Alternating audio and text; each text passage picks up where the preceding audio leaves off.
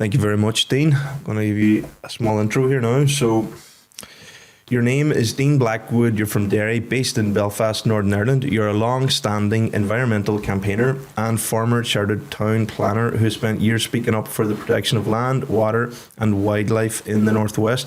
You're the chair and a director of the River Faughan Anglers and has been a strong public voice around conservation, environmental accountability and the risks facing the River Faughan. You have also been involved in wider grassroots environmental work through The Gathering, a community collective helping bring people together around some of the biggest ecological issues in the region. You're also co-founder and steering group member of the Environmental Justice Network Ireland. A lot of your work is centred on standing up for nature when others stay quiet, particularly around pollution, planning and the long-running Mobuoy waste crisis.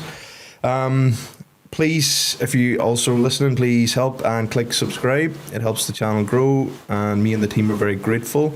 Dean, welcome to the podcast. Thanks for having me. Thanks for inviting. It's great to have you. Thanks for coming today. Thanks for inviting me, Ryan. I'm delighted to be here. I want to start with your interest in, what got you into the work that you do today. Like, where did it all start? I think it probably started at a very early age, where I was born in Derry, but as I always steal this line from one of my other directors, I was reared on the River Faughan. So probably close on 60 years ago, my father would have been taking me out to the river to fish, along with my uncles and in particular one of my great uncles who probably seemed like a very old man at the time, but I imagine he was probably around my age, my Uncle Albert, great Uncle Albert. And while my father and my uncles were away chasing trout up and down the river, Albert's job was to look after me as a young boy of maybe 4 or 5 years old. And those are my earliest childhood memories. Certainly of sitting beside Albert in the sort of sunny mornings where he would set up his rod and he'd cast and he would make me a wee fishing rod of like a Sally rod from a willow, tie a bit of line on it, hook a worm on it. And we'd sit together. He'd have a flask of tea and lemon curd sandwiches. And every time I say that, I get inundated with jars of lemon curd, which is great. But those are my earliest childhood memories and they were, that I suppose has shaped my love and deep attachment to the Faughan and the desire or commitment that I have to giving it a voice. Very good, very good. And obviously the connection to the River Faughan you've seen change throughout the years that has, I'd say, raised your voice in the sense of being a campaigner? Absolutely. What was the change there? I suppose the change was the effects of development, and of course we live in an era when there's sort of growing populations and demands for development, but there are systems in place to try and control and regulate that to ensure that it doesn't cause harm. But when you see the public authorities, of which I was part of, because I worked as a civil servant for all of my career in planning within the former Department for the Environment.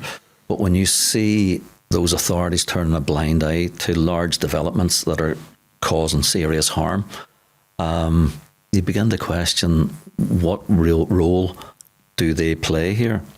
Because, for instance, in planning is required to serve the public interest, but how do you serve the public interest by ignoring something that's deeply wrong and seriously polluting? And that's what sort of got me questioning the role that the regulatory and planning authorities played. And when I retired in 2013, I started tackling some of those big issues around the Faughan. Yeah. And that's to do with the Mobuoy illegal dump, is it? It is. That's one of them. Unfortunately, there are a lot more, but the most significant one is the Mobuoy illegal dump. One of the biggest illegal landfills in Europe.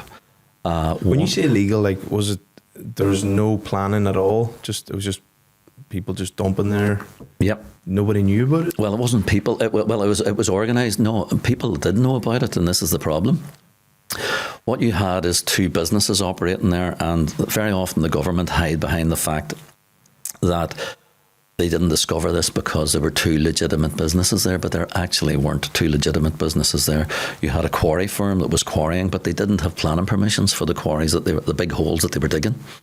And you had a waste contractor that was a recycling plant that was breaching every regulation and didn't have planning permission for a lot that it was doing. So I would argue that they weren't legitimate companies.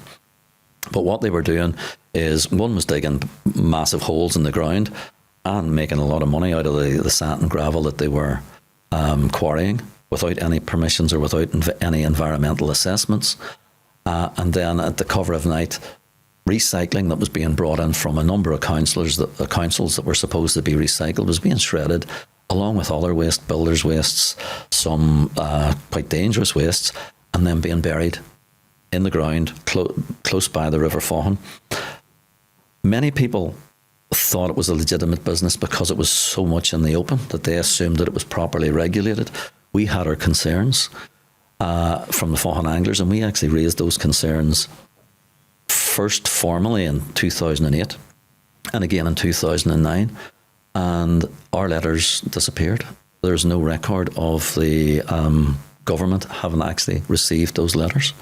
So it's been a very much an ongoing saga, but what we're talking about here is 1.6 million tonnes of waste dumped illegally in an area that covers around 64 football pitches. But see, when you say like illegal, no planning whatsoever, they just like opened a dumping site or a recycling centre. Was there no planning for the recycling at all? Because usually the council, I assume, you can't open anything without planning. There was historically there was a recycling centre there, but that would have been like accepted, approved by the. That would have been approved. It would have been by central government at the time. We had a different planning system, so the councils didn't take planning decisions back then. And you also had an old historic quarry that was approved around 1973, but what you had is these developments extended way beyond what they had permissions for, massively, without any permissions, without any environmental assessments required under European law at the time, and a blind eye was turned to them. They were never enforced against. They were allowed to continue for a period of over 10 years, and in fact, one of our complaints to the Ombudsman at the time found serious failures of regulation of the planning authority at the time to carry out proper environmental assessments and to address the seriousness of the issue. So this is not just my view as such. There's many official documents and investigations that support what we were arguing or calling for to be stopped at the time. Yeah, and then the knock-on effect of the dumping in the land, then what's the trickle effect? I don't know if I would call it a trickle effect, because a report that we were aware of that was written, for instance, it was a PSNI report that was released recently under Freedom of Information. It was written around 2014. It was estimating that there was so much waste dumped here illegally that it was producing what's known as leachate. It's like a toxic soup. It's when the water permeates down through the ground into the waste. The wastes are breaking down and it produces a cocktail of harmful chemicals. And they then trickle through or run through the groundwater and into the surface water, into the river. And at 2014, the official report estimated that Mobuoy was producing an Olympic-sized swimming pool of leachate and releasing it every week. Jesus. So trickle's maybe the wrong word, but yeah. I mean, this is the seriousness of the issue we're facing here. Bearing in mind that some of the waste is dumped to within 5 metres of the river, and it's dumped on what's known as an alluvial plain, sand and gravel. The groundwater flows freely through it towards the river. And on that basis, and in fact, at one time a flood burst into the dump, ran through it, and then ran back out again when the water levels dropped. So all of that has to give serious concern for, as the minister at the time described it, a ticking time bomb. Yeah, yeah. And then that's obviously unhealthy for the river. No life can really thrive in the ecosystem Of course. Now, there's been arguments that the river has there's no evidence that the river is being very badly affected, but there is evidence that certain like dangerous chemicals are reaching the river at levels above water quality standards.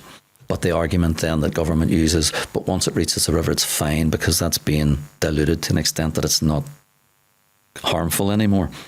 But there are serious concerns that we might have been lucky so far, but if it's building up reservoirs of these toxic soups, this leachate in here, who knows what preferential pathway might be created in the future where you could have a burst into the river.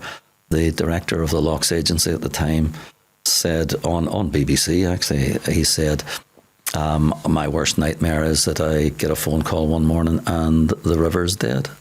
Yeah, yeah. But it also, bear in mind, this is the 60% of Derry's water supply is taken from this river downstream of this illegal dump. So that's all connected? Well, it is in the sense that if you have a major disaster of pollution above where they abstract the water from, is that currently where the water's extracted? Is that above or below? It's below the dump. It's 2 kilometres downstream. The water's okay. So the mains for a lot of Derry's been taken from that river where the you call the soup is leaking into. Yeah, 60%, over 60% of Derry's water supply comes from the River Faughan. But then you might argue, some people like, well, sure, it's grand. We get our water. I don't know what's the right term for it, but it's like it's cleaned and it's all the chemicals put in to kill any germs or anything. Anyway.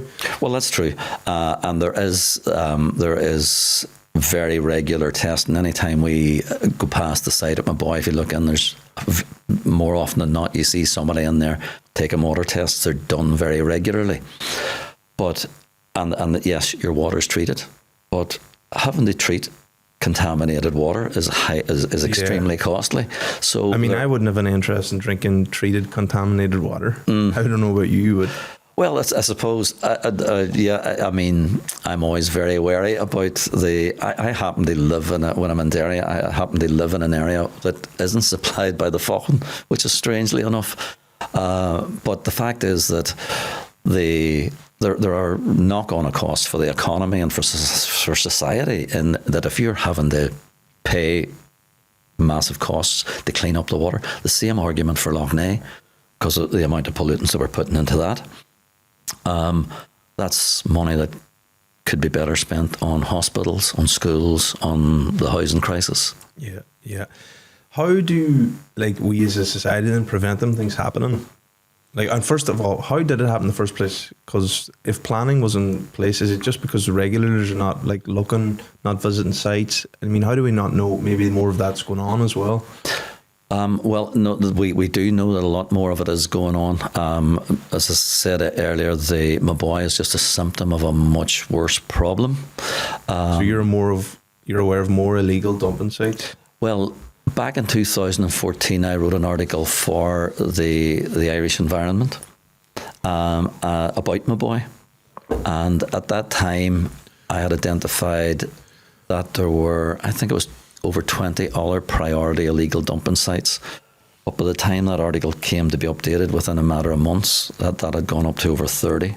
So there absolutely are, not on the same scale, but there are significantly many more illegal dumps all around the country, many of which we don't know of. And again, that's another systemic failure of the government, that we don't know about it, because there's a under what's known as the contaminated, I've got the title of this right, but it's the contaminated land order. There's an obligation on government to identify the extent of contaminated lands within each of the council areas, and then to think about what they need to do in terms of either remediation or public protection of public health or whatever. And England have enacted and been implementing this legislation for 35 years. Scotland and Wales for over 20 years. Northern Ireland, they have never implemented the legislations there. They've never implemented it. So central government, the Department for Infrastructure, haven't enacted the legislation so that prevents the councils from carrying out the work to know what extent of contaminated lands exist in and around our council areas. Why people do it in the first place? You know, like, why would they not have the awareness? I know why I wouldn't have had. Like, there was a time where I would have not cared. As far as I looked at nature, it was just an object, and things would be grand again, you know. So I didn't really have that awareness or the consideration, and I think that's why people would do that, is because it's kind of outside of them. It's not in their land, you know. It'll be grand, wash away, things will be grand, you know. But why, or like, what can we do to make them aware? Because I think it comes back to education, you know. I don't think it's something that I was aware of until I kind of came in later, like in the last few years, you know. Do you know what I'm saying? I do, and I think there's two issues there. There's individual awareness, absolutely, and I think there's always ways that we can improve that and should be trying to improve that. But the real reason that people do it on a scale of Mobuoy is greed. It's the fact that they can make massive amounts of money, whether it's illegal dumping, whether it's... Because the cost of doing that is significantly, I mean, it's probably zero, a lot less than bringing it to recycle centres or stuff. Is that what you're saying? Well, two people, there's also what's known as a landfill tax. Two people have been prosecuted for Mobuoy and went to jail for it quite recently. One of them's out, maybe the other one might be getting out very soon. But they estimate that the courts had for one of those people in terms of the landfill tax they avoided was around £30 million. So that essentially was a potential gain of £30 million from avoiding the proper regulatory requirements of getting rid of that waste. So there's massive money in it. And that just doesn't go for illegal waste. It's the same with unauthorised quarrying, because Mobuoy couldn't have happened if the regulator had have tackled the unauthorised quarrying. But the fact is that was allowed to go ahead. It was allowed to sell, so they were selling the sand and gravel outside of regulation, so you didn't have the cost of actually having to comply with modern day standard environmental regulations. But you're also creating holes then for this massive amounts of waste to be buried and concealed. Yeah. Oh, it's unfortunate too, because like no one wants to see the environment. I mean, I don't know, and that's why I'm having this conversation, is to create more awareness around how we people, you know. I think it's about educating, you know, making people aware, especially the younger generation, because they're the ones that are kind of having to deal with the effects of what's happening around us, you know. But it also goes into farming. It's something that you've also touched in on, different types of farming, waste and stuff like that as well. Well, I mean, certainly what we've got to do is like recognise that we rely very heavily on farming and we need to support sustainable farming practices. But what we're seeing certainly in Northern Ireland over the last decade or more, through what's known as a government programme called Going for Growth, is the drive to intensify farming.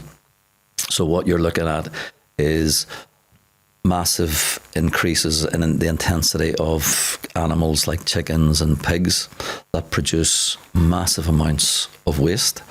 And then we're not really controlling that waste very well. We're not controlling the emissions that are going into the air very well. And that isn't just an impact on the environment, but ammonia, for instance, which is one of the main gases emitted, is very harmful to public health, to your health, your breathing, particularly on with the elderly, young people, and maybe people that have respiratory problems. So just to educate me here, ammonia, that's a gas released from... Well, it would be from cows peeing and... Ammonia? Yeah. I've never heard of that word. No. It's a very pungent smell of a gas. But it's only one of... We would call it, manure. So it's similar, no? Well, from the manure and from the slurry that you get, the manure mixed with the pea and whatever, You get various things emitted from that. There's lots of nitrates, nitrogen, ammonia, So one of them, yeah. and they are particularly harmful, not just to the environment, but to human health. And what we have seen is probably an unregulated, or certainly not properly regulated, growth in industrial scale farming across Northern Ireland. You see it all the time with these massive chicken farms and pig houses and whatever else. And wherever you stand on the ethical issue around intensive farming, what we do have to recognise is the harm that it's being caused. And in fact, there's recognition now that from government circles, the current Minister for the Environment recognises now that this Going for Growth strategy has caused environmental harm. So the Going for Growth strategy is exactly? What it was a strategy where Northern Ireland would be promoted as an area for intensive farming practices, where you would be then producing vast amounts. I mean, I don't know the figures and the amount of chickens we produce, but it's millions, tens of millions of chickens. And pigs, lots of pigs as well. One of the cases, for instance, there was an application for a large pig factory down around Limavady. And the estimate around that was that it would be from the community group who were doing their own science, because they were getting nowhere with government figures. But they were estimating that the amount of manure produced from the pig factories in Northern Ireland was considerably in excess of the amount that would be produced by the entire population of Northern Ireland. And it would be around the equivalent of the sewage from around 8 million people. And all of that's gone into the waterways, the environment that's spread on the fields. So two things I want to understand. First, well, the way I look at it is, right, we produce this because there's such a, I mean, how many people are that's being produced for, so we need to eat. But what's the knock-on effect of that manure you mentioned, or the waste going into the riverways? Why is it going into the riverways? What can we do? What is the best way for it, you know? Well, I think absolutely we do need to eat. What we find in terms of the industrialised scale farming, that it's an extractive industry almost. We're producing a lot of food which is being exported, but we're being left with the problem here with the manure, with the slurry. So it's developed for economic growth. It's absolutely, that's exactly what it is. It's Going for Growth was an economic growth strategy. Yeah. But I suppose ways of getting rid of the slurry are either spreading it on the land. But if you're producing too much of it, the land can only take so much. So when it rains and when there's runoff and whatever, the excess nutrients are swept into the streams and waterways. That's why you have Lough Neagh turning green. Because of the animal waste? Well, not just the animal waste, it's important to say that, but the number one impact of Lough Neagh, or on Lough Neagh, from this, what they call the blue-green algae, is caused by agriculture and agricultural runoff. Which would be fertiliser? No. Well, it would be from slurry, but mostly natural fertilisers that are being spread on the fields. Why is a natural fertiliser? I thought that was good. Well, it's good in certain levels, but when you have intensive farming, that's concentrate. When you put the soil can only take so much, and when the soil can't absorb those nutrients are then making their way into the waterways. And it's important, like the blue-green algae itself is a major health risk. It has made people ill. It's made fishermen ill. It's made swimmers in Lough Neagh. Swimming, okay. I was going to say, how are they getting? Are they drinking the water? Or are they breathing it in? They're either coming in contact with it, the fishermen, but the swimmers, yeah, like that. If you're wiping your face, whatever. Swimmers who are people tend not to swim in Lough Neagh now, but there were swimming groups there in Lough Neagh that tend not to go near it now because of the risks. But the risks are even worse for pets. This blue-green algae is lethal for many dogs. So dogs come into contact with it and die. And there are a number of cases. And it's not just confined to Lough Neagh, because Lough Neagh the River Faughan runs out of Lough Neagh. So when the blue-green algae was being swept down through the Faughan and emptying out at Castle Rock, it was then starting to contaminate some of the beaches. And there were reports then of dogs on the beaches coming in contact with this blue-green algae and dying. And if we Lily down the stairs, can you imagine? And my wee Lola sitting in the car there, can you imagine the effect that would have if you had taken your dog to an area that was sort of highly contaminated because of our neglect to properly regulate? And there's a kid, like at these beaches, kids probably going to the water. Well, this was, I don't know if you've ever been to Benone. It's Benone Beach, where we would have grown up as, we would have been taken as kids. But at the bar mouth there, the River Faughan runs out. It was carrying, in fact, at times the Faughan was just green. This green algae can be seen from space on Lough Neagh. In fact, there's a march on the 17th of May from the Battery Bar at to Ardbow High Cross in protest at the failure of government to take the pollution problem in Lough Neagh seriously. Yeah. One of the other points that would be worth making is it's not just agriculture. We have a sewage infrastructure failing as well.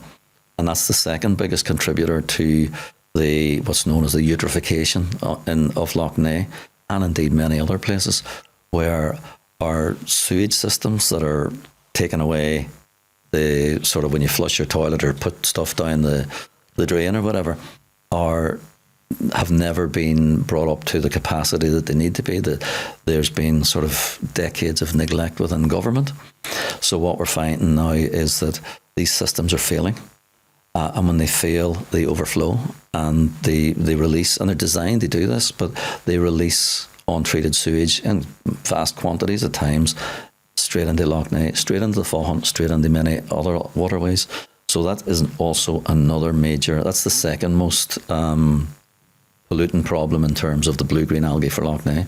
Yeah, it doesn't sound like, it's not, I try not to be, like it's not a blame game, but like it sounds like the farmers are doing what they have to do. You know, they work and they have, if they have excess waste, whatever that is, they have to get rid of it, and they're doing what they normally do because that's what they're probably advised by the government. But it sounds like the government maybe haven't like taken responsibility or haven't stepped up to the mark to make change happen. Is that happening at all, or maybe I'm wrong? The government is stepping up to the mark in the extent that they're producing plans, but the plans are inadequate in many people's minds in that they are not tackling the real causes of the problem.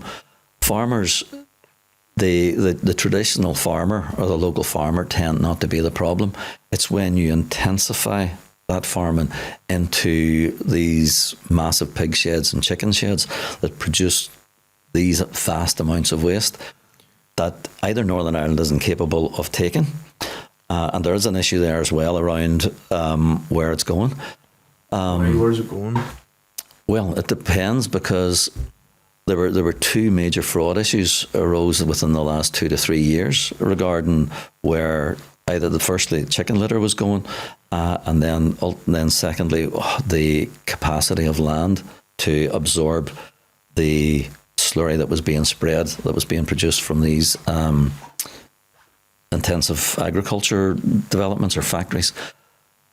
The first case was in relation to chicken litter. It was because we were producing so much chicken litter in the north. There was a programme that it would be spread on areas of less pressure down south. And that could have been farms way far down as Kerry or whatever. But in order to get your planning permission for your new chicken factory up the north, what you would have to do is produce a letter from the sort of government body down there, Teagasc, that to say that where this is going to be transported and spread down south is capable of taking this amount of chicken litter. I worked closely with two reporters from The Detail back in, I think it was 2013. They had asked me to sort of give my planning experience on it and review some of the cases, because what they had discovered was that around 46% of the letters coming from Teagasc were either falsified or completely forged. So were they not from Teagasc at all? Some were from Chagas but were changed, but many were not from Chagas at all. So someone was defrauding Chagas, then you could say? Yes, absolutely. But the big question is, well, two questions actually. Chagas weren't aware? They weren't aware. Did they investigate? So the first question is, well, what was the outcome of that investigation? Because there were fraud investigations initiated, but I'm not altogether sure that we've ever got to the bottom of what was happening. But the second question is, well, if it wasn't going down south to be spread on somebody's farm, and the farmer didn't know that his farm was being used either, but if it wasn't going down south to be spread, where was it? Where was it going? Where was it being dumped? And how was it contributing to the serious pollution problems we have for Lough Neagh and many of our other water bodies? And that was the first of them. But shortly after that, there was another major fraud arose around the spreading of nutrients on lands in the north, where around 108 major planning applications for intensive agriculture developments had to submit their sort of figures justifying environmentally how the land where it was going to be spread could absorb that. But in 108 cases, there were concerns raised about those being forged as well. So again, if it was being spread on lands that were not capable of taking that, that's just contributing to the pollution problem. Yeah. How do you get to the root of that? Do you know, like, there's one thing I always think, like, trying to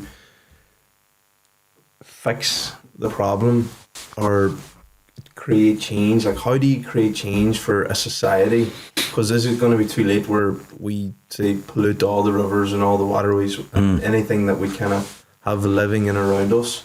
And then is it just too late where it's going to take too long to recover? Or, like, how do you create change in a way that will have a lasting impact and that the people understand, you know? Because I think for me it still comes back to not enough people I think care enough about the environment around them. Yeah. You know, is it like a grassroots thing? Well, there's quite a bit to unpack there, but I think the first point is that we should be able to rely on our government departments, our planning departments who approve these, our regulatory authorities who license them, to carry out their roles and their jobs. They've proven time and time again that they can't.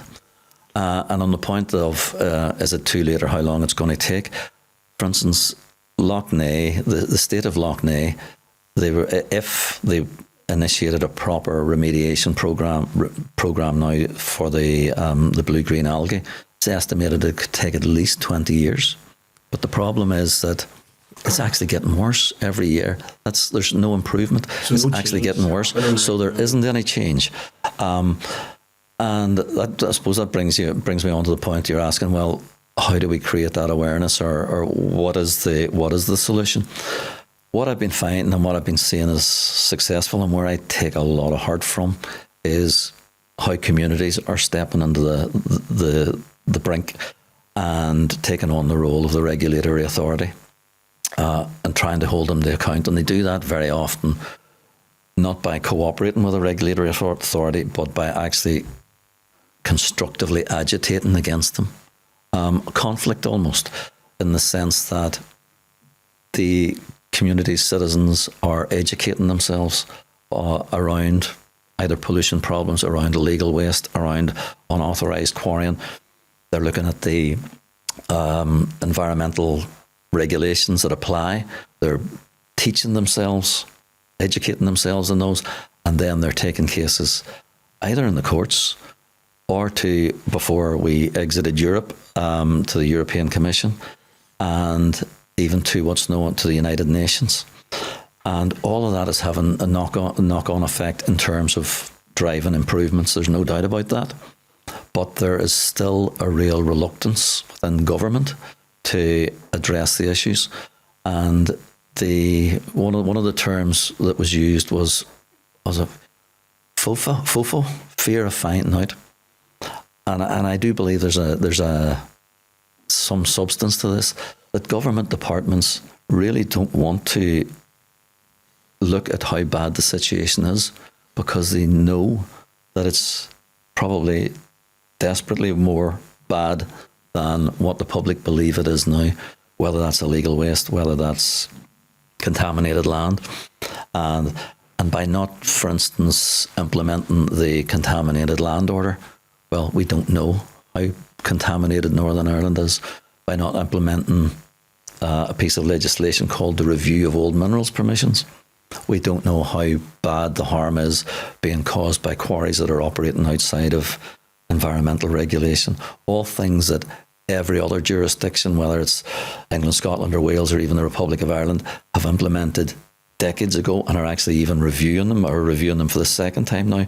Northern Ireland has still not enacted those pieces of legislation that would make a big difference. Yeah.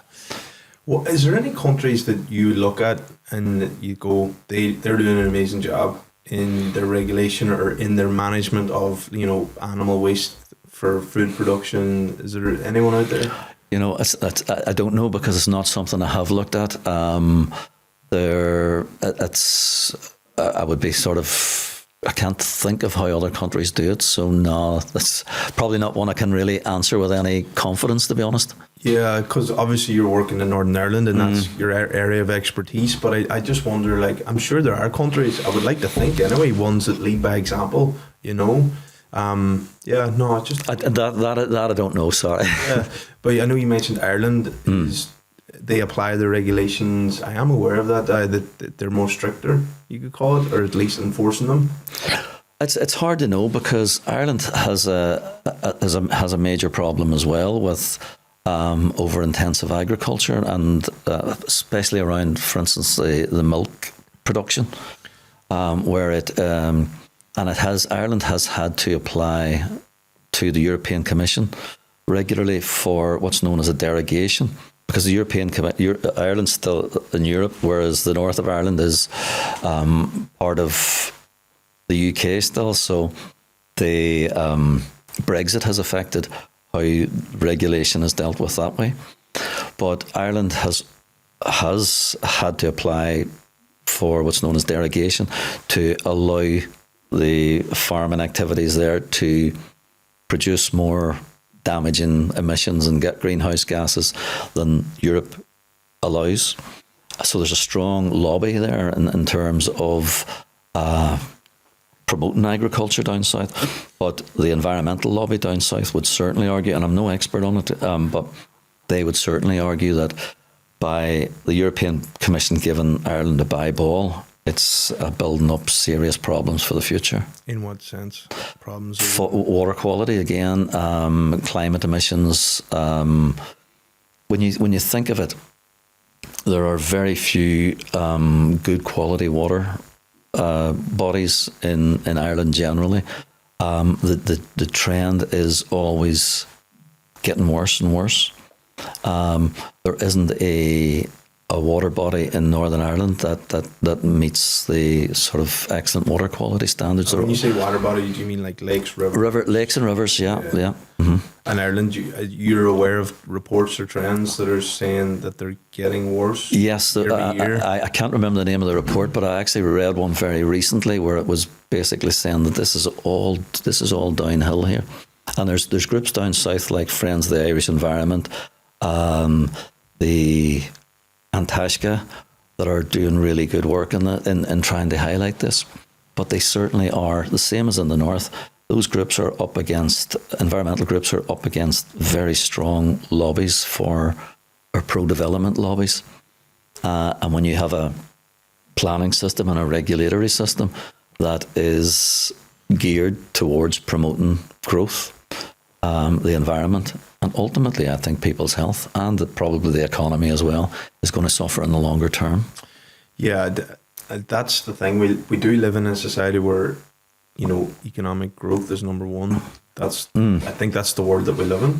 You know? So everything else is kind of number two. You could say it. So I think when people grow up, again, speaking from experiences, it's like for me it was all growth. Do you know what I mean? And then I was like, there's actually more to me than just growth. You know what I mean? But so I think there's a lot of people who just grow up that way and that way inclined.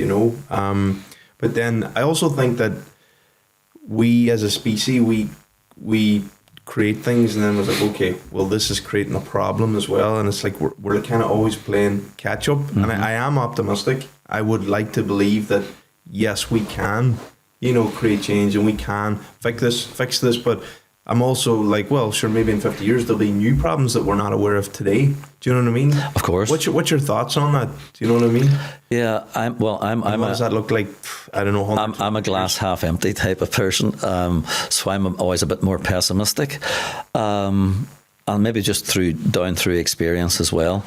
What I don't see is any real commitment from governments, whether it's down south or in the north here, or indeed in the UK or Europe, to commit themselves to a new regime where the environment would be protected, treasured. It still is this drive for economic growth that seems to be what's calling the shots.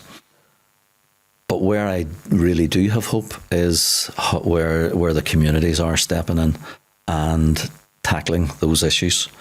The citizen scientists, they're people that don't have any experience in understanding environmental laws or testing water quality, for instance, that but are pushing themselves to learn this because they don't have any faith in the government to do that, and then taking that forward to try and hold government to account. And very often, like there are really good examples of where that change is being driven, even if the people that are driving that change, the citizens that are driving that change, don't recognise the full extent of the good that they're doing. Certainly in Northern Ireland, the River Faughan anglers, for instance, our case is we bypassed the sort of domestic governments, and we went to the European Commission. And albeit that the case has now been closed because of Brexit, but we were able to convince the European Commission to intervene. Now, they had to intervene against the UK, but essentially what they did is they recognised that there was a systemic problem within the planning system in Northern Ireland, where its failures were leading to not only breaches of environmental laws, but actual harm. And they required harm in pollution, harm in developments that were there that shouldn't be there, that are going to cause difficulties further down the line for, again, maybe on the edge of a river or in a floodplain, could become flooded. But these were all developments that were considered that were likely to have significant effects on the environment. So they needed to be assessed properly under what's known as the Environmental Impact Assessment Directive. And this wasn't happening, and they were just being rubber stamped through after they were built. And the European Commission found that was a serious and systemic breach of the European Directive on Environmental Impact Assessment, and required the UK government through the Department for Infrastructure here to put in step measures that would prevent that. And that included training of all planning staff in Northern Ireland in and around the environmental impact assessment. It included guidance that was released to say, here's how you need to deal with these things. Now, are they dealing with them properly? Absolutely not. But that guidance also gives us as citizens very strong tools to be going on and calling them out when they're not dealing with it. So very often we're in positions then to push for that change. And similarly, we had took on the Faughan, we took a case to the United Nations. It's what's known, it's under an international convention that citizens don't know about. Most people haven't probably heard of it. The Aarhus Conventions Compliance Committee. And Ireland and the UK are both signatories to that. And what that convention allows you as a citizen, it has the right to participate in environmental decision making, to access to environmental information, and to environmental justice at a cost that is not prohibitively expensive. And in our case, we took on the Faughan. The United Nations ruled that this is so systemic that the UK has to change its planning regulations in all 4 jurisdictions to stop these failures around environmental impact assessment happening. They were meant to do that by October 2024. None of them have done it. Scotland have probably, they've progressed it most by going out to consultation. But the worrying thing is where the problem emanated in Northern Ireland, they're the worst jurisdiction for actually trying to comply with what the Aarhus Conventions Compliance Committee recommended they needed to do. So, whilst we're the worst offender, or Northern Ireland government is the worst offender, they're the least keen to change. Yeah. Is it not a simple fix? And excuse me, because maybe I'm just saying something stupid. Like, but if we're doing industrial farming, we know that waste needs to be managed. Is it not as simple as like building a waste treatment plant specifically for animal waste and treating it in a way that is managed? Is it? Can that not be done? Or well, it certainly would be part of a solution. Do you have solutions? Do you have a system that can work, or have? Well, I think what we have, I suppose the solution is that we really have to consider whether the amount of growth is sustainable. And in my view, it's not.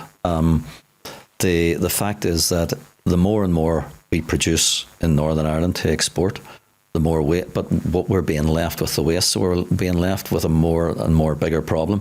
And they are producing some plants to deal with anaerobic digesters, for instance. They was seen as a solution at a time where what you do is you put the waste in there and then you generate energy from it. But there's no real evidence that that's causing any improvement. And in fact, there's evidence that it's causing a number of cases, quite locally, in recent times would suggest that, again, they're not being operated properly, and they're causing part of a pollution, or causing part of the pollution problem. What we really need to do is seriously consider how sustainable the amount of growth that we can actually deal with, and this we'll work to that. Specifically in farming. Well, but you could. It isn't. Well, it isn't farming, because farming is the topical one at the minute that's causing the major problems around Lough Neagh and whatever. But one of this, like the solution in waste, what we have, for instance, is that we have private companies that tend to deal with our waste, so it's contracted out by the councils. Maybe one of the solutions would be to nationalise some of our major industries where they can be run by the governments. And where you could then actually hold the governments to account. And certainly the ones that spring to mind for me are nationalisation of the waste industry, the renewable energy industry, and the water industry, although that is sort of semi-nationalised presently. But again, it's failing. And there's an investment problem, obviously, as well, because they now estimate that because of the past neglect of Northern Ireland's sewage system, it's going to take £2 billion to upgrade it, and God knows how many years. And on that basis, government doesn't have that money. Yeah. So, is that why you would say that you're pessimistic, because you've seen so much through the years and there's change, and it's kind of like, would you say you're losing faith in it? I absolutely have lost faith in the planning and environmental regulatory systems, but it's not just me that's losing faith in it. Sort of various studies over the last number of years would suggest the same. Like, for instance, there was a public inquiry carried out by probably one of the most powerful committees in the Northern Ireland Assembly, the Public Accounts Committee, back in 2022, and it recognised how poor planning was operating and how low public confidence was in the planning system. That generated a review by Derry Strabane Council, where they brought in consultants, and it found that 72% of the people that participated in that review had believed the planning system in Derry was broken. 75%. Even worse than that, 22% of those people believed it was broken beyond repair. And I can understand why they believe that, because it's not just that the planning system is repeatedly failing. It's not learning any late lessons from all the early warnings that it's had, but it's going beyond that to into conducts that try and cover up that neglect rather than admit if you come clean about a problem and say we got this wrong. Here's how we're going to address this, and we'll not make that mistake in the future. But when you can't come clean, when you, for whatever reason, whether it's reputational damage or what, that you decide, well, we're not going to admit to our mistakes on this. We're going to rationalise why we ended up at this point. Then that's when you really start to lose public confidence and public trust, and it's very easy, to squander. Like for a government department, they squander public trust. It's really difficult to get it back. Would you say then that is it individuals, or is it kind of like a party or a group that are responsible? No, I think it's institutionalized.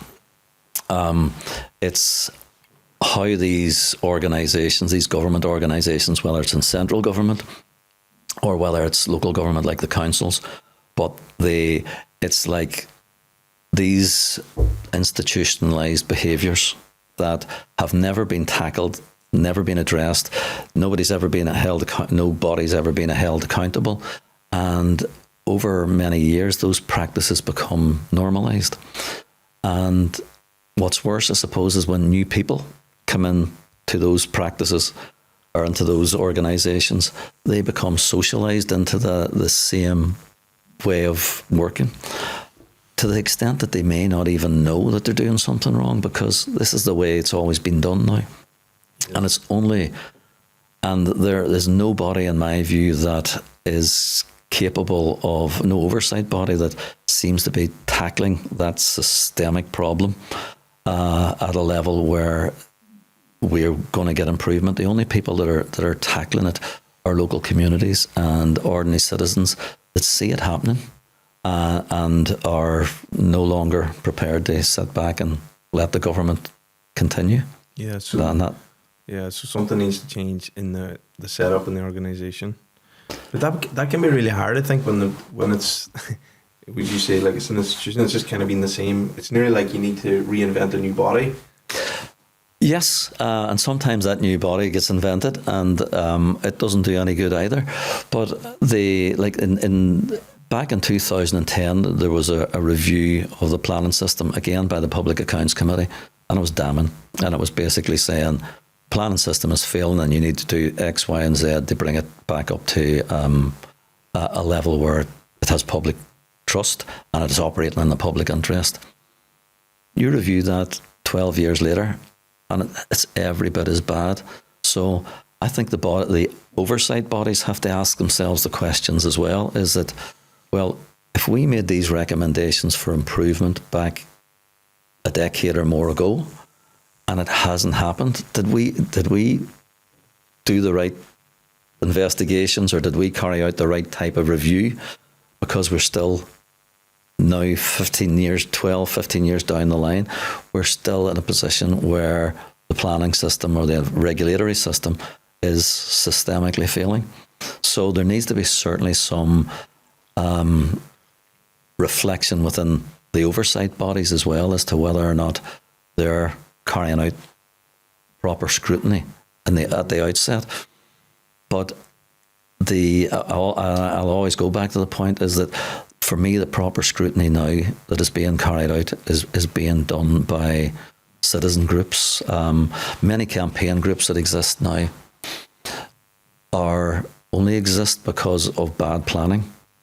And I'm amazed at their level of knowledge, at their tenacity, to the extent that the councils, the organisations or the departments don't actually know how to deal with them, because they're pointing out the mistakes that these organisations, these public bodies should have been aware of.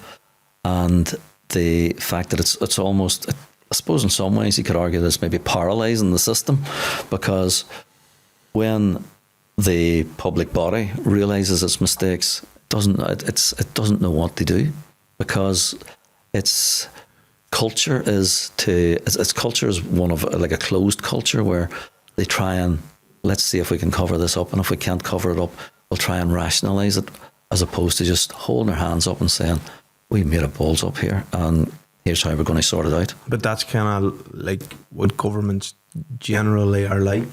I'm not saying them all. I don't want to, but like there is sometimes you're like, just take responsibility, But you're right. I mean, that's been my experience, is that it's always been an attempt to cover up failure rather than address that failure.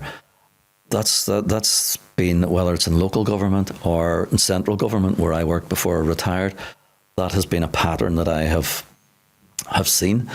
But there is a very simple solution, is to regain public trust, is to, well, look, we just admit to your mistakes and convince the public that you're doing better, and that you will address these issues, because very often that's all the public want. The public don't want sort of people hung out to dry or sacked or whatever else. The public are just looking for a recognition that something has gone seriously wrong, that has either affected them, affected their community, affected a place they hold dear, and that they want the government to learn lessons from that. Would you say, like, in regards to the river or the Lough Neagh, has anyone come out and spoke about it and says, like, yeah, this is a crisis in the government, or is it? No, they have. The current minister, and I'm Minister for Agriculture, Environment and Rural Affairs, has come out and he has said this is a crisis. I'm going to produce a plan to try and address the problems here. And he has also criticised the Going for Growth strategy. But from the environmental perspective, what the campaign groups around the loch would be arguing is that, well, you haven't gone far enough. I mean, if we're still approving major, if we have a worsening problem, and we're still approving more industrial, agricultural factories or projects, then that's only going to contribute to the problem.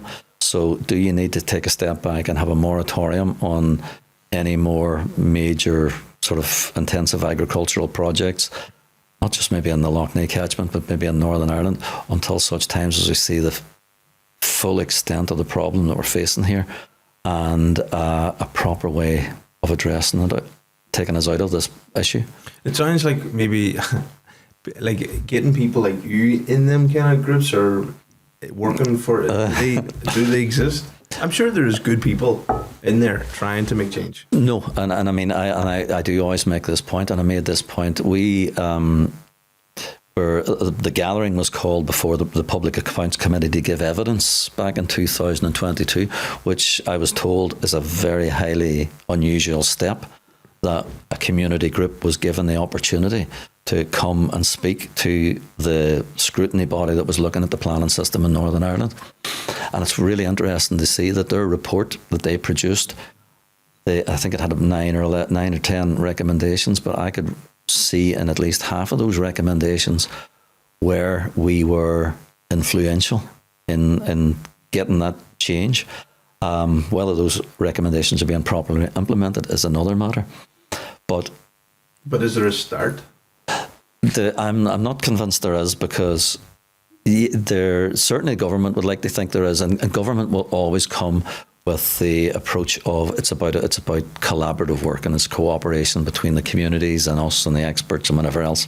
But very often it's not. Very often that's lip service to, look, we involved you, we took it on board, and here's the route we're going down. And where you were saying, like the point that you raised about, is there scope for us to be involved? Well, you would have thought so. And in fact, after our presentations to the Public Accounts Committee, members of the gathering, I wasn't part of that. Although I presented at the public inquiry, I wasn't part of the deputation that then went and met senior officials within the department. And at that meeting, one of the recommendations was that they would set up a new group to oversee the implementation of the new recommendations coming out of the Public Accounts Committee. And our group, the gathering, was promised a position on that new group. But what we then saw after that was every effort to keep us off it. and we never got invited onto it, despite the fact that meeting with the senior officials at that meeting, they were saying, you will be on it. But then the actions that continued after that suggested to us that the effort was keep the gathering off at all costs. And I assume that someone reached out and tried to chat to them. No, Well, like to try, like, guys, what's going on here? We're we thought we were going to be part of this, or quite often, and not just us reaching out. One of the groups, there was two environmental places, or two on that committee, and one was offered to an environmental NGO, Friends of the Earth, and Friends of the Earth declined because they had actually said, look, the gathering have made these submissions. They have engaged with the committee in the assembly.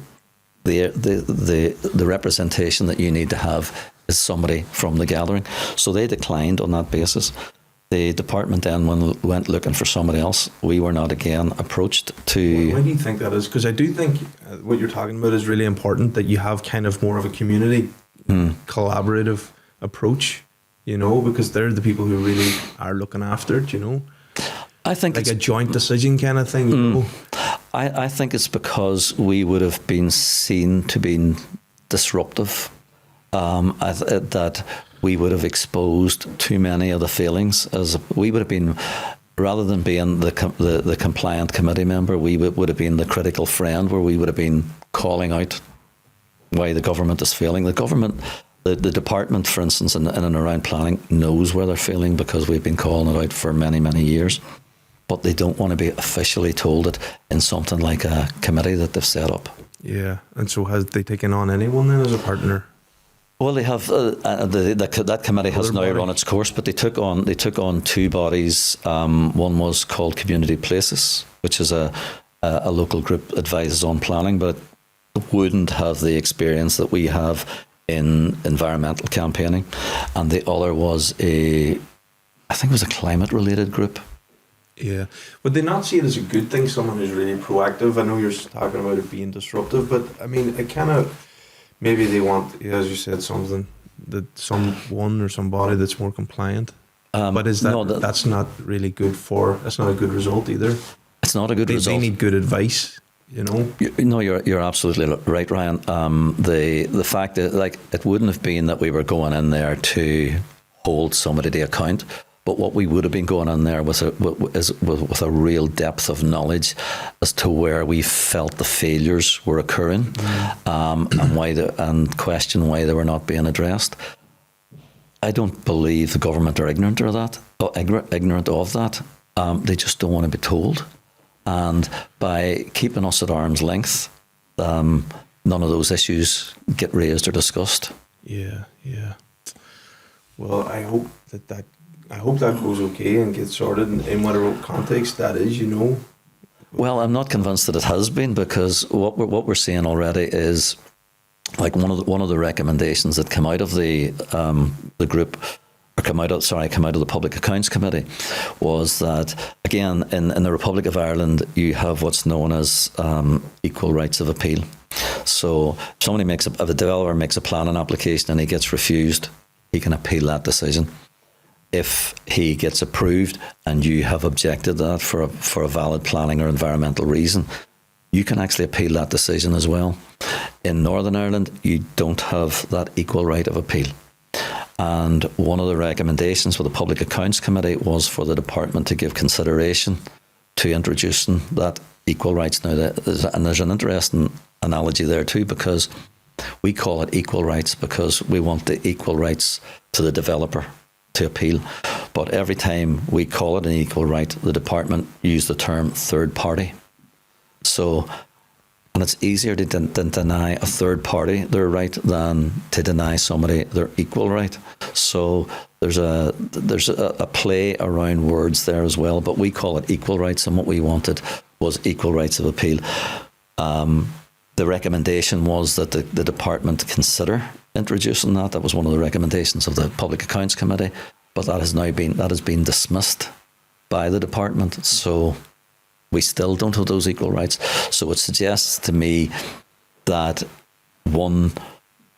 essentially what's being denied to us is the equal right of appeal.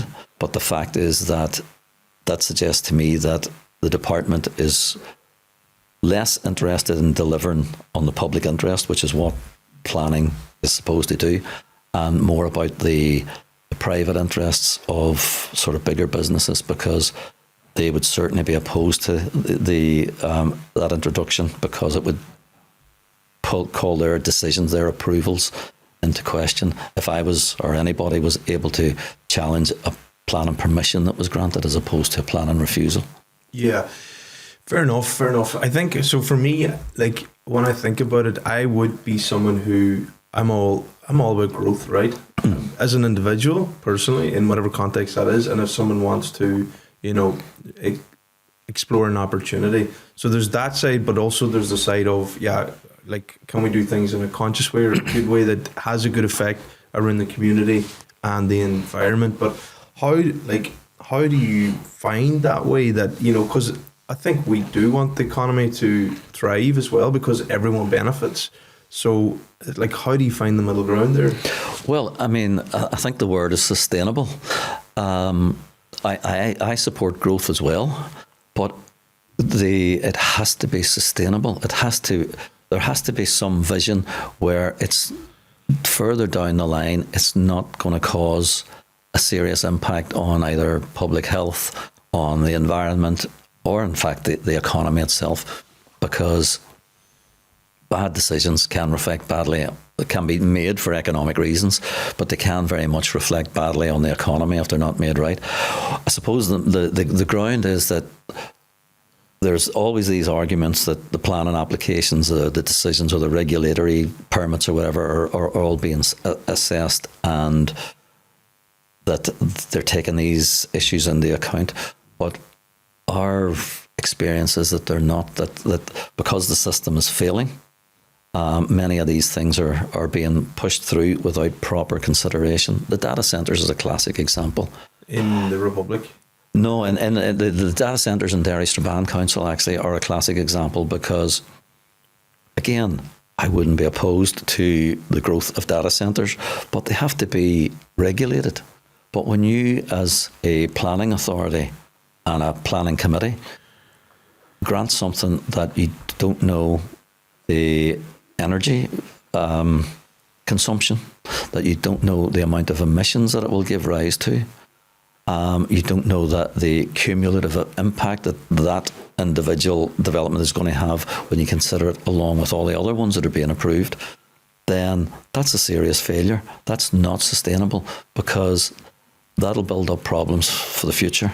And then it might be too late when our waterways are polluted, our climate is spiralling out of control. And what you need is some sort of more overarching view of how sustainable is this? What are the proper policies and legislation that we need to be taken into account? And the public need to be seen that you have addressed those properly. The data centre applications in Derry Strabane Council, it's absolutely clear, because it's absent from any assessment. So there's no assessment done? There's no mention. There's no assessment of, for instance, climate. Impacts on climate in relation to the report that was before the planning committee, the environmental impact assessment screening that was carried out. It just isn't there. But there are climate policies within what's known as the strategic planning policy statement that should have been taken into account. They weren't addressed. And when you have then a council saying, now they're not saying they didn't need to consider them, but what they're saying is we've taken into account all material planning considerations. That suggests to me that climate wasn't an issue that they needed to consider, but it very clearly was, and they very clearly know that. That's when planning degenerates into a regime that the public will very seldom trust. Yeah. Data centres, what is the main function of them? Is it AI, or is it? Well, it's I think it's storage of energy for like I'm not very technical here now, but like all of the stuff that you have on I don't use iCloud, but if you have used the iCloud, that energy has to be, or that information has to be stored somewhere. Similarly, social media, things like that, which I seldom use either. I'm not on Facebook or anything like that, but I do have a Twitter account, which I look at, but I tend not to interact anymore. But with AI, there's expected to be a major boom in the requirement for data centers for energy consumption, and that's also likely to have a knock-on effect for emissions. Is that what you were talking about in the Republic? Yeah, and I mean it seems like it's having an effect. Well, it is. In the Republic of Ireland, it's having an effect already, and like the opposition party there, Sinn Féin. And prior to that, it was the people before Profit, TD Bridge Smith, who were arguing that you need a moratorium on these. You need to understand where the impacts of this sort of unregulated or uncontrolled growth, because what we're looking at is major energy consumption. In and around Dublin, data centres are nearly account for 50% of the energy demand or the electricity demand. So that is an issue. But the fact is that now the argument would be that the Irish government are not taking it seriously enough because they're still wedded to this sort of growth dynamic. But at least there are centralised government policies that allow councils to consider how they deal with data centres. That doesn't exist in Northern Ireland. The Department for Infrastructure, that has oversight of planning, should be producing an overarching policy on data centres to give our 11 councils guidance, and maybe to ensure that the cumulative impacts are examined in some way. But the Minister has dismissed that. Similarly, the Department for Department for Employment, I think it is, they have a responsibility for energy consumption, for energy security, but they have no interest in producing a policy or guidance that would assist the councils. The councils have literally been left to their own devices. So we don't know. We know 4 data centres have been approved in Derry, and maybe some more might be coming online, but we don't know what's being approved in the other 10 councils, and the other 10 councils probably don't know what's being approved in Derry or whatever else. So we don't know the major impacts that might be coming down the line from water consumption, electricity demand, climate emissions of greenhouse gases. So that's a serious failure in its sense itself, in that nobody is looking at the bigger picture here. But worse, the government bodies, the departments that should be, have washed their hands of it. Yeah. The knock-on effect, though, to the people, how does that affect people? Because I think when I look at a data centre, I see it's a data centre, it's being built, and that's it. I never seen anything further than that until I spoke to you.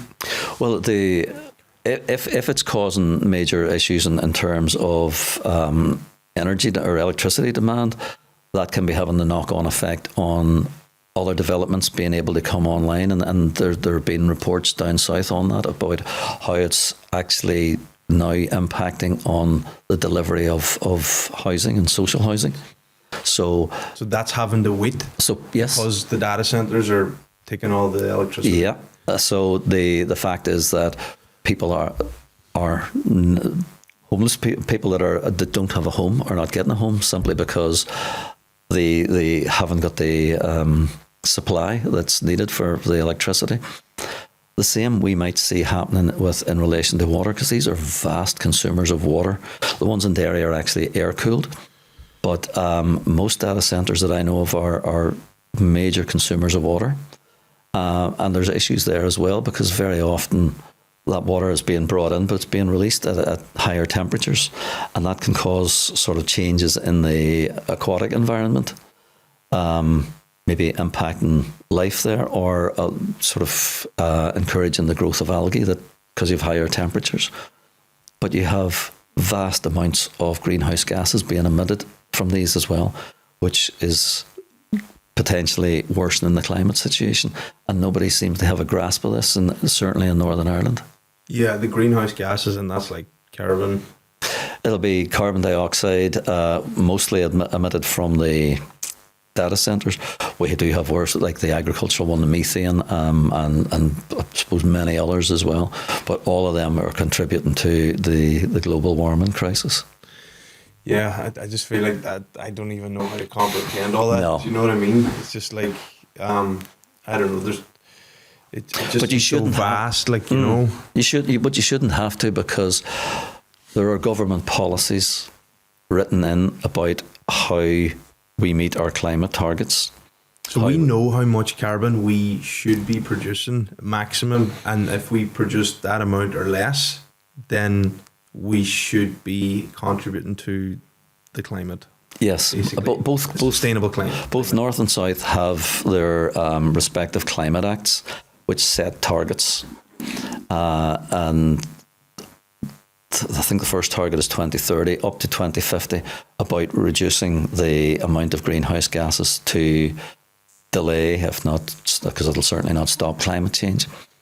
But the fact is that there doesn't seem to be any joined up thinking about, well, how do we keep approving major emitters of greenhouse gases and address our climate targets at the same time? That's an argument that's being raised down south, at least by some of the opposition political parties. But it doesn't even seem to be on the radar up here for our councils or our central government departments. It's, as usual, it's citizens that are raising these concerns. Yeah. What is like the target for 2030? And are we on target? No. I can't remember exactly. How do we even manage carbon? Like, is there any technology to manage it or transform it, or like, because we're also living at a time where we're growing so fast that the consumption of energy is becoming more and more and more.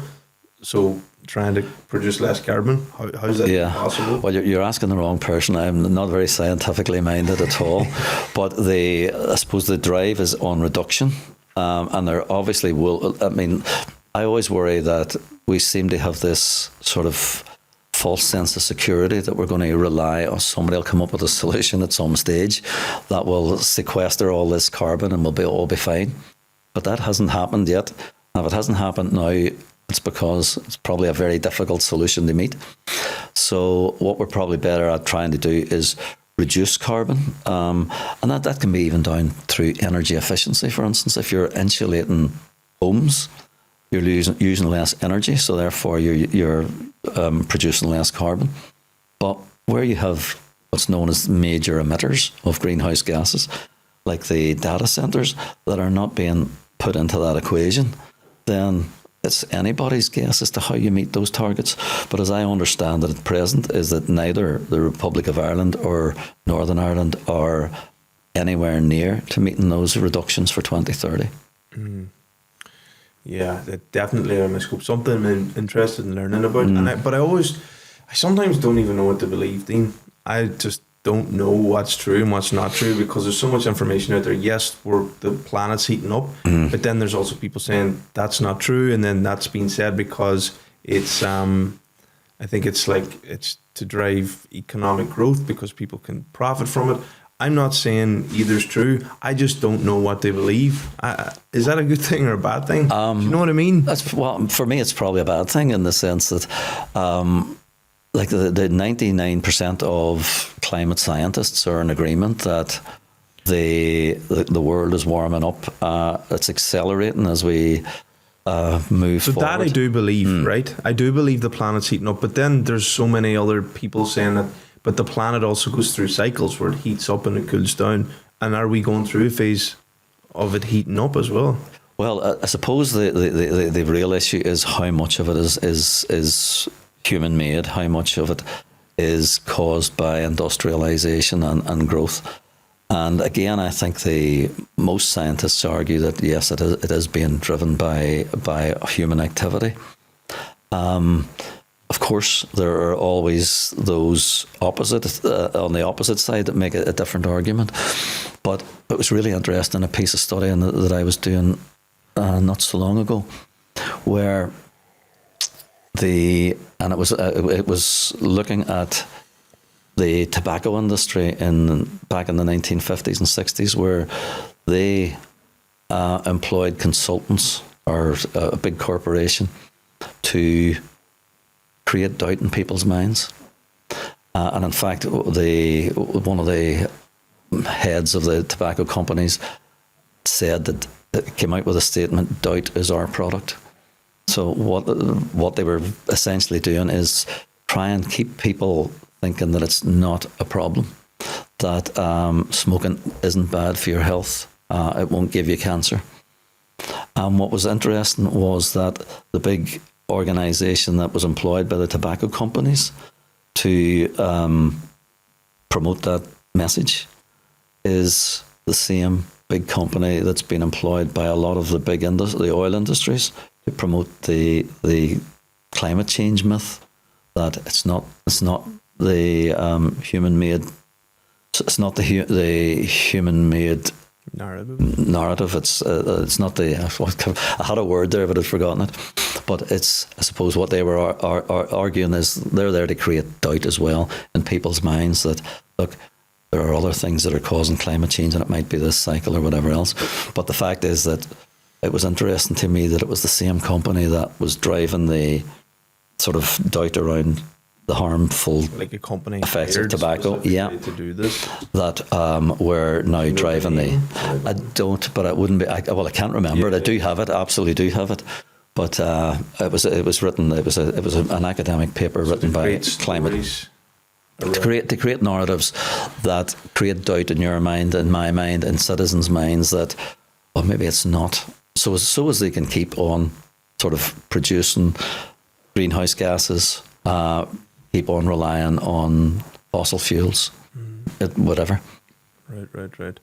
It's been a pleasure having you on today. No, pleasure's really coming. Appreciate you coming on. I've really enjoyed the conversation, and I hope that the work that you're doing has an impact. I'm sure it is having an impact.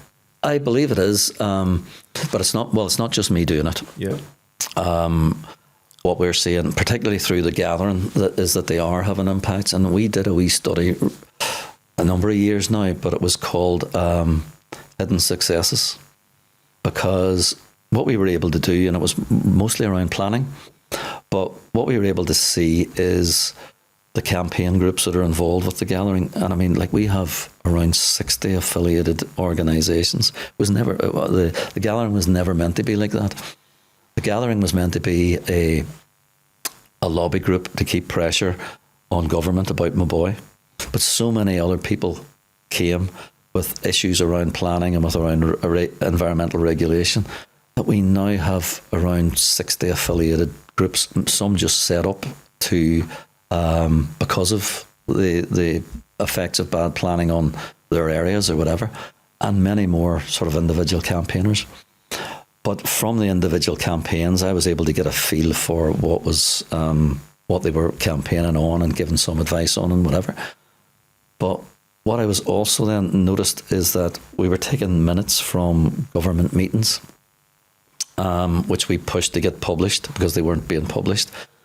And when we compared the two, I could actually identify the effects that individual campaigns were having on discussions within central government, and how that was actually driving change, including from the Faughan anglers around environmental, about how they've changed their whole process of environmental impact assessment. And many of the groups were sitting and thinking, we're not getting anywhere, nobody's listening to us. But when we were able to do this wee presentation on hidden successes, say, do you recognise what's being discussed here within central government? And do you recognise the direction that it's taken? And that's being driven by you. And that was really useful. So there are successes. There's a long, long way to go. Government have to be dragged kicking and screaming, and that hasn't changed. But I think that is the way with generally things anyway. It's like who's knocking at the door the most, or who's making the most noise. That's kind of generally, I think, what happens. Isn't it? It does, but I think what you've got is a reluctance within government, because In planning, for instance, they pride themselves as acting in the public interest and are part of a planning profession. And it probably doesn't go down well that, now I was and I suppose still am a planner, but it doesn't go down well when a member of the public with no planning experience or training can question and expose serious failures within the planning system. And it's getting the courage within, there's senior officials within government getting the courage to admit that, you know something, you're right here. And here's how we're going to change it. Because that culture doesn't exist presently. It's about how do we hide this? How do we dismiss this person? And very often my experience has been that they take the approach of, like, they talk to you as if you have no authority or no intellectual credibility. It's like we've acted appropriately and we don't have to tell you how, when you know they haven't acted appropriately and they know they haven't acted appropriately, and that's why they can't tell you how. So it's a very defensive system. Yeah.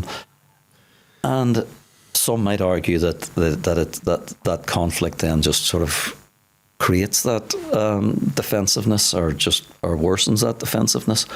But I think many of the members of the public that are dealing with it see it quite an emancipatory act almost, that, you know, we actually are understanding this better and we're now in a position to tackle it, and we know when we're being misled, we know when we're being gaslit.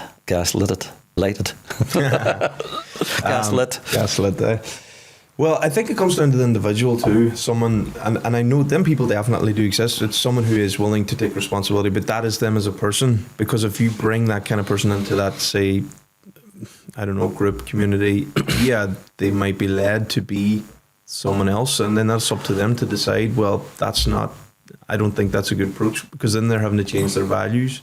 So it's about getting the right people in too. Well, no, I'm not convinced that it is. I think it's about letting people do and understand what let them take it forward the way they believe they can take it forward. The gathering, for instance, has a number of subgroups.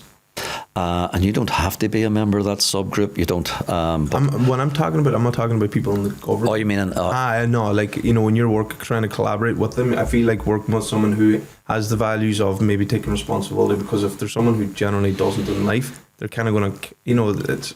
Do you know what I'm saying? No, I've got you. But yeah. I mean, and they do exist, them people. Of course, absolutely they do.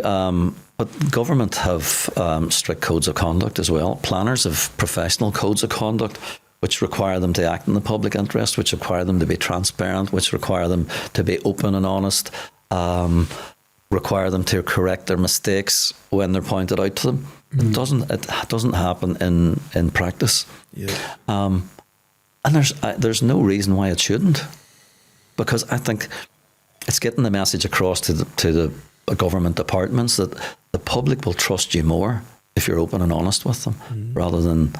Because they will not be fooled by you you as the government department trying to conceal something from them that they know already has taken place.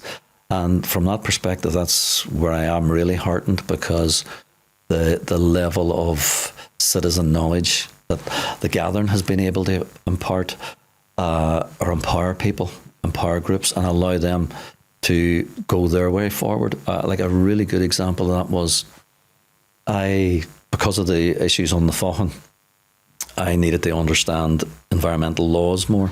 So I did a master's in environmental law in 2014, and I had a member of the public fighting a big campaign, pretty much on his own, a mining campaign, where he was trying to get a grasp of the law as well, and he was taking court cases, and he was relying on some advice or my help to sort of interpret the law. And at one stage, he was going to the Court of Appeal, I think, and he had written this argument, and he asked me to read it, and it dawned on me that he knows more about the law in relation to the habitats regulations now than I do, and that was not only empowering for me in the sense that I was thinking, here's somebody that has educated themselves, but empowering for him in that, like, we don't charge or for any advice. We're there to sort of try and assist people, but what we expect and hope is that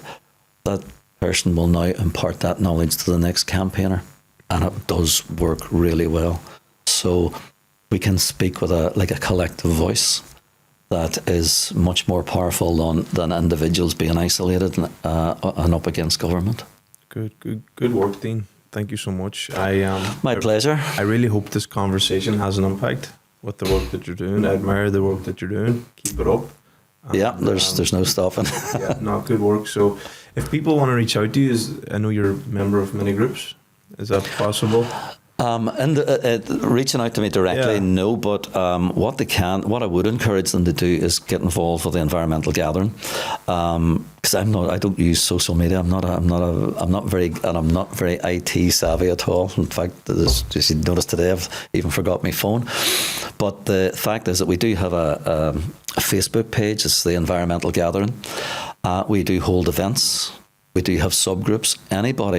It's open to anybody to come along and join in. They might, if they see something, a subgroup on planning, or that they're sort of thinking, oh, maybe I might dip into that. There's no obligation on them to do anything.